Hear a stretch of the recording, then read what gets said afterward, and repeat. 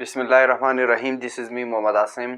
आज का जो हमारा टॉपिक है वो है 10th क्लास की बायोलॉजी चैप्टर नंबर 6 से, जिसका नाम है मेंडल लॉ ऑफ इनहेरिटेंस। तो आज के लेक्चर में हम मेंडल लॉ को डिस्कस करेंगे। मेंडल लॉ को सबसे पहले ग्रेगर मेंडल ने, ऑस्ट्रिया का एक साइंटिस्ट है, जिसने 1856 के अंदर इस लॉ को पेश किया। ठीक है, ये हमारे पास ग्रेगर मेंडल नामी साइंटिस्ट था जो कि ऑस्ट्रेलिया का रहने वाला था। इसने 1856 के अंदर इस लॉ को पेश किया। इसने क्या कहा? He represented the basic principle of genetics. इसने विरासत यानी जेनेटिक्स की बेसिक प्रिंसिपल को रिप्रेजेंट किया। मेंडल ने जेनेटिक की बेसिक प्रिंसिपल को रिप्रेजेंट किया। He said that gene is a special factor transfer trait from one organism to other. इसने कहा था कि जीन जो है हमारे पास एक स्पेशल किस्म के फैक्टर्स होते हैं जो कि हमारे पास ट्रांसफर होते हैं एक ऑर्गेनिज्म से दूसरे ऑर्गेनिज्म की अंदर। ठीक है, इसने कहा था कि जीन जो है हमारे पास इसके अंदर स्पेशल फैक्टर्स होते हैं जो कि हमारे पास एक ऑर्गेनिज्म से दूसरे ऑर्गेनिज्म के अंदर ट्रांसफर होते हैं। नेक्स्ट है हमारे पास he perform experiments on pea plants. इसने पी प्लांट्स यानी मटर की जो प्लांट्स होते हैं उसके ऊपर एक्सपेरिमेंट्स किए। इसका अपना एक बागचा था, वो रोजाना उसके बाग के अंदर अपना एक्सपेरिमेंट्स कर रहे थे। ठीक है, मेंडल ने हमारे पास दो लॉ पेश किए। एक है हमारे पास लॉ ऑफ सेग्रीगेशन और दूसरा जो है वो है हमारे पास लॉ ऑफ इंडिपेंडेंट असॉर्टमेंट। ठीक है, मेंडल ने हमारे पास दो लॉ पेश किए हैं। एक है हमारे पास लॉ ऑफ सेग्रीगेशन और दूसरा जो है वो है हमारे पास लॉ ऑफ इंडिपेंडेंट असॉर्टमेंट। ठीक है, तो आज के लेक्चर में हम लॉ ऑफ सेग्रीगेशन को डिस्कस करेंगे। ठीक है, सबसे पहले है हमारे पास law of segregation. Law of segregation में लॉ ऑफ सेग्रीगेशन में मेंडल ने क्या कहा? In each organism genes are present in the form of pairs during gamete formation. The gene of each pair segregate from each other and each gamete receive one gene from the pair after resulting offspring against get gene pair। Law of segregation के अंदर Mendel ने कहा कि हर organisms के अंदर जो jeans होते हैं वो हमारे पास फेयर के शक्ल में होते हैं। ठीक है, ड्यूरिंग गैमीट फॉर्मेशन के बाद, गैमीट के बनने के बाद, the gene of each pair segregate from each other and each gamete receive one gene from the pair.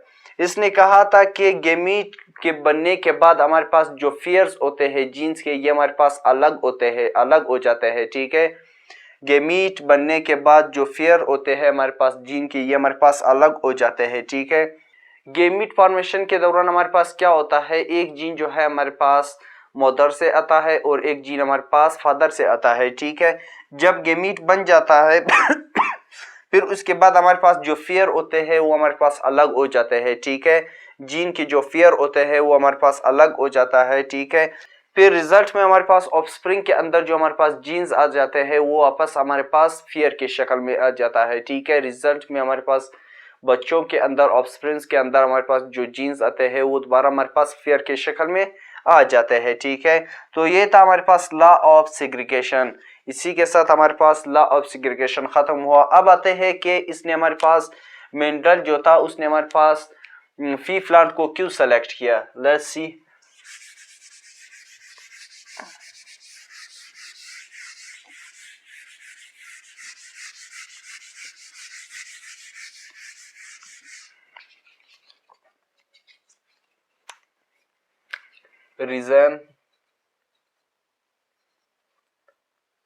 reason to select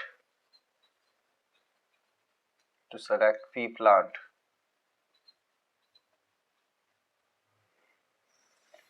क्या वजह था जब मेंडल ने पी प्लांट को सेलेक्ट किया? मेंडल ने क्यों पी प्लांट को सेलेक्ट किया? सबसे पहले है हमारे पास नंबर ऑफ ट्रेड।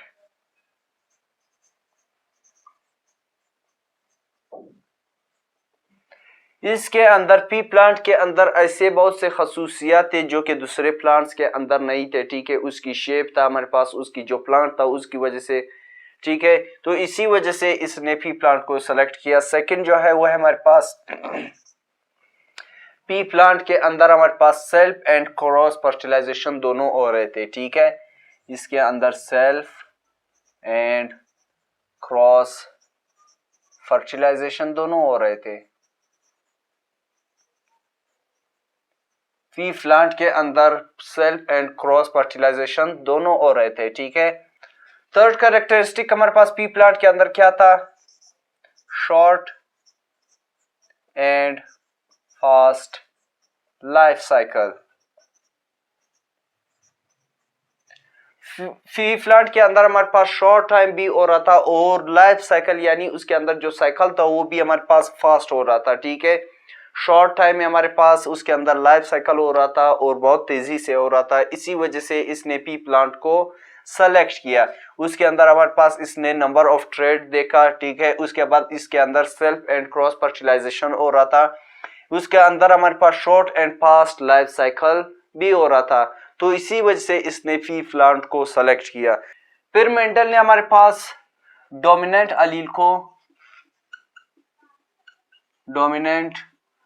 को इसने कैपिटल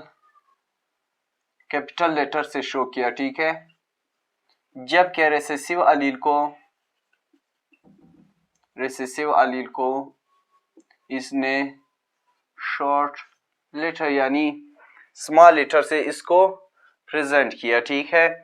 मेंडल ने डोमिनेंट अलील को कैपिटल लेटर से शो किया, जबकि रिसेसिव अलील को स्मॉल यानी छोटे लेटर से इसको शो किया, ठीक है। तो इसी के साथ आज का हमारा टॉपिक खत्म हुआ।